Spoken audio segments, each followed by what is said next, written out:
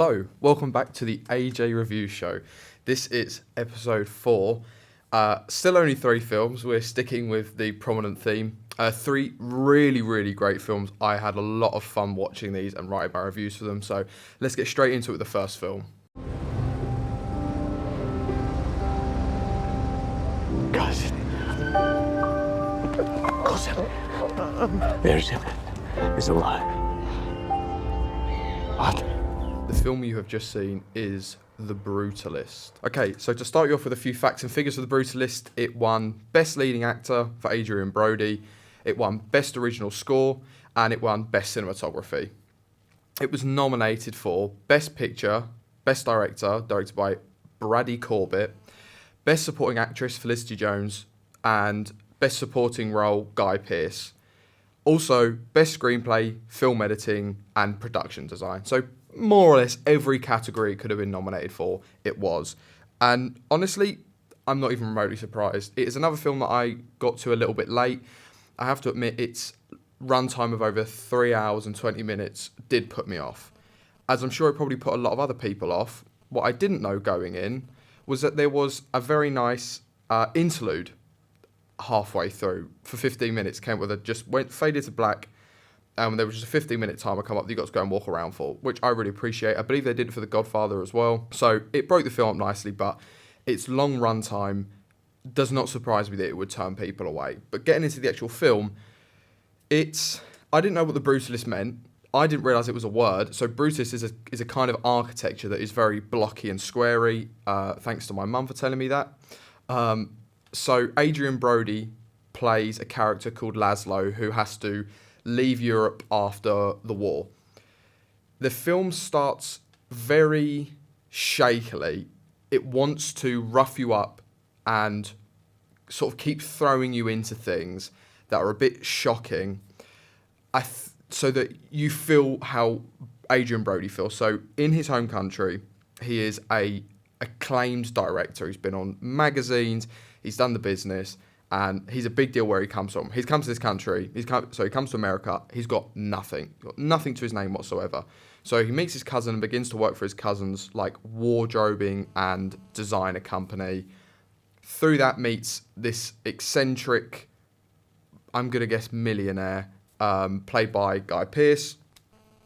And between the two of them, they start this odd friendship, work relationship where he starts to work for him, and Adrian Brody ends up designing this huge community church for where Guy Pearce lives, so that people will come to and they can read and they can socialise and things like that.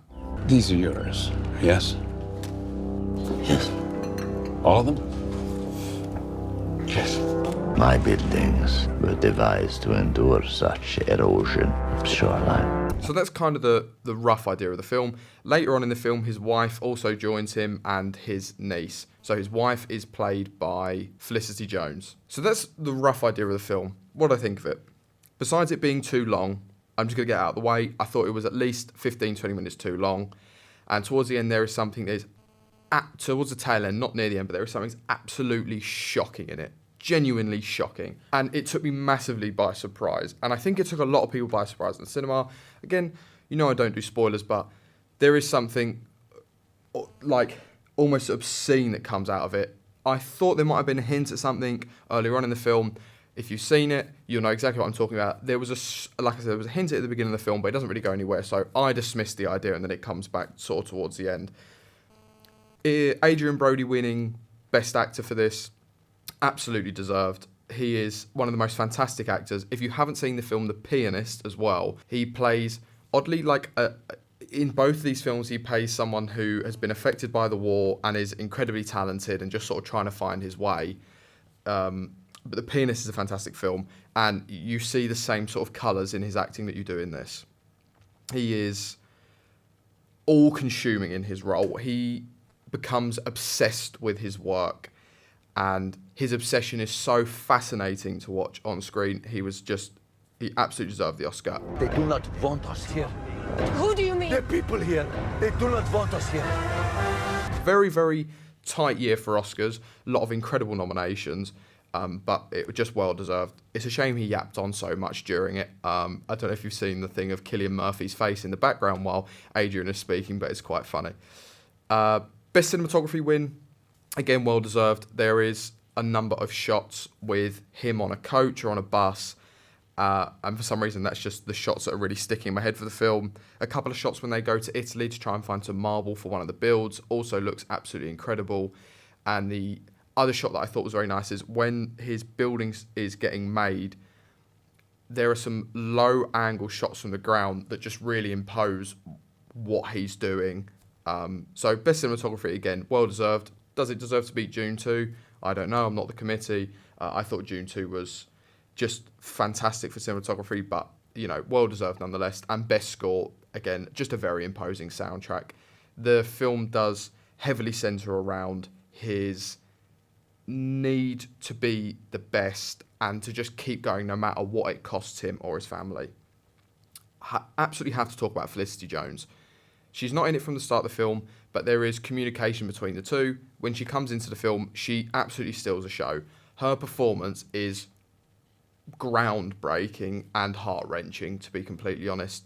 She is very unwell in the film, and much like when I was talking about Midnight Cowboy, and how Dustin Hoffman plays an ill character, she does the business. There's no other way to put it. It really is fantastic watching her. And towards the end of the film, her character only grows in strength and her performance grows in strength as well. So she was really fantastic. And Guy Pearce is, he's the villain of the piece. He plays this eccentric, like I said, millionaire, but because he has so much money, and he has this incredible temper and fluctuation in emotion and mood, the whole film is just him going up and down, and everyone just sort of running after him, trying to make things work, calm him down, give him what he wants.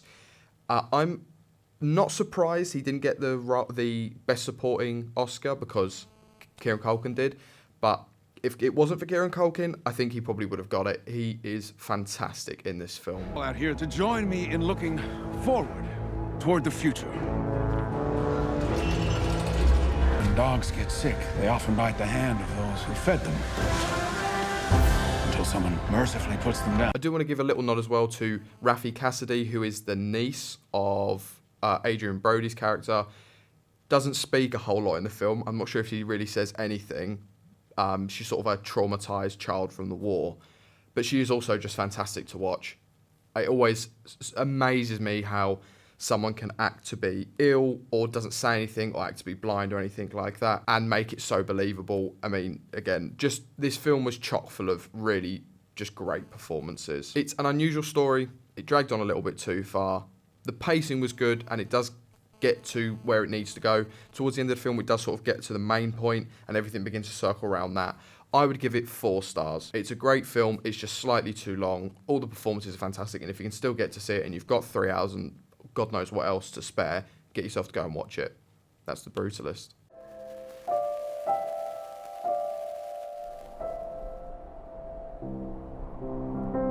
Straight into our next film, we have... Hi, Mickey. Are you experiencing any vertigo? I guess I am feeling a little dizzy. Oh, wow! Did you see that? Yes, the film you've just seen is Mickey 17. So, what can I tell you about Mickey 17? It's just recently come out. I got to see it on the first day of release, so I didn't get any spoilers or anything like that. There isn't any real major spoilers for this film. The big thing I do want to say about it is what the trailer shows and what the film really ends up being about. Though they're sort of connected in theme, they're very, very different. And I loved it. For once, the trailer doesn't give you every single inch of Robert Pattinson's inseam so that you know what's going to happen through the whole film. It doesn't give you every detail and every measurement, you know. It gives you what the film's going to be about, so you go in believing one thing, and then it changes course completely and goes somewhere else. And I really enjoyed it. It's a classic Bong Joon-ho film. So Bong Joon-ho also did Parasite, which won the Oscar, and Memories of Murder. Both 2 very, very good films. The only Bong Joon-ho films I have watched, but both very good. And if you have seen them, expect to see more of the same in Mickey 17. It's strangely shot. It's got an odd, quirky cast that sort of gelled together quite well. But it played out nicely on screen. It was enjoyable to watch. It was fun to watch. You know, it's not a film that takes itself too seriously. Again, if you do know anything about the film, you'll know exactly what I mean. Robert Pattinson essentially plays, they're called expendables. So for whatever reason, he is signed up to be an expendable, though it doesn't seem like the best idea. And basically what that means is he is used as an experiment, and every time he dies, he's reborn. And he dies, reborn, dies, reborn. So they're doing all these like weird stuff to him to try and find out what happens. And eventually you get to his character being reborn 17 times. You're applying to be an expendable? Yeah. You read through the whole application. I should have read through it.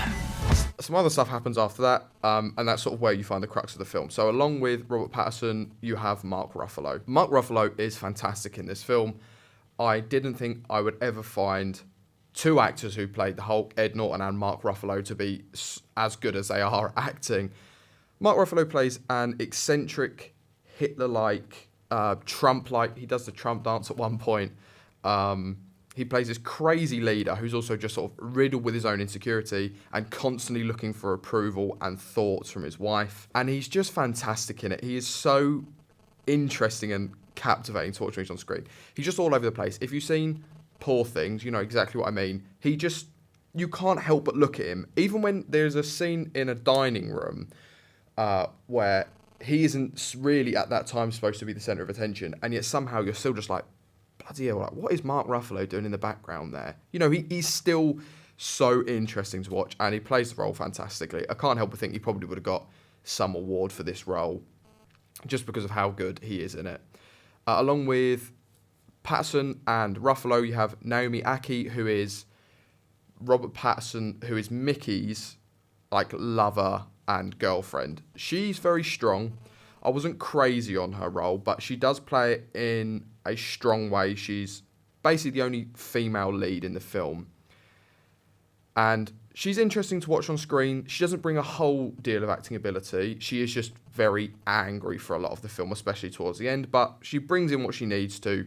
Obviously, the film is centered around Robert Pattinson, but she's a good yin to his yang. Robert Pattinson is a bit sort of naive and shy, and she is very strong and powerful. So between the two of them, they are enjoyable. And then there's Stephen Ewan, who is Mickey's best friend within the film, who's just basically the slimiest little git you've ever met. If you've seen Sexy Beast, he's very similar to Ben Kingsley. He's slimy, he's slippery, he does whatever he wants, whatever he needs to do to get where he wants to go, which includes screwing over Mickey several times, but just very funny. Mickey, it's not looking very good for you. Yeah, no, I'm sure you're used to it by now, but what's it feel like to die? All of the characters gel together very nicely. They're all very enjoyable, and on screen, it's an enjoyable film. It's an enjoyable, fun film. I don't know what it's trying to speak about to do with deeper themes or anything like that, but just for an enjoyable film, similar to Parasite in that it's quite odd, this is perfect. Like I said, it's great that the trailer doesn't give everything away. Robert Pattinson is very good in this. You get to see another side of Robert Pattinson. So you've seen him in Twilight, you've seen him in Batman, you've seen him in Lighthouse, and now you get to see Robert Pattinson play just a bit of a weirdo, which now I think about it, all the roles I've just listed of his are weirdos. So you get to see Robert Pattinson play a weirdo again. Every time they rebirth Mickey, he changes personality ever so slightly, up until the last two iterations, which are drastically different from one another.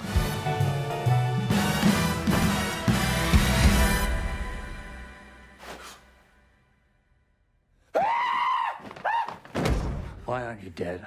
Multiples. But you see him play all these sort of different moods and emotions in these different characters, and it's very, very entertaining to watch. I would give it 4 stars. I don't think I can give it less than 4 stars. I was going to give it 3, but I think it's a 4-star film. It's interesting. It's an original story.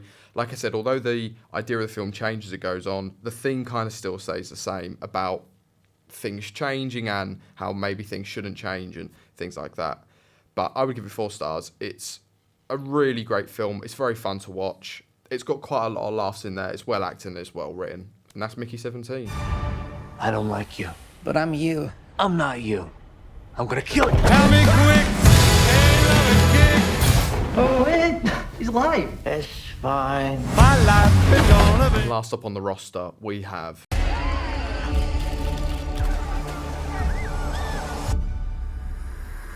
And that was Anora. Okay, what do you need to know about Anora?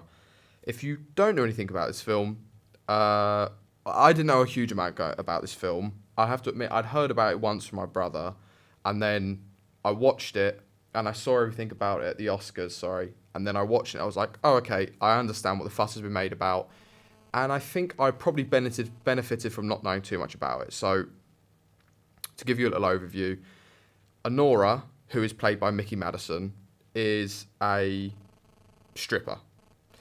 And the film starts off incredibly, just so you know, incredibly sexually aggressively. It is almost non-stop nudity for the first 10 minutes, and then it is spruced throughout the rest of the film. So if you're that's not your thing, hold on to your horses. Let me try and land this.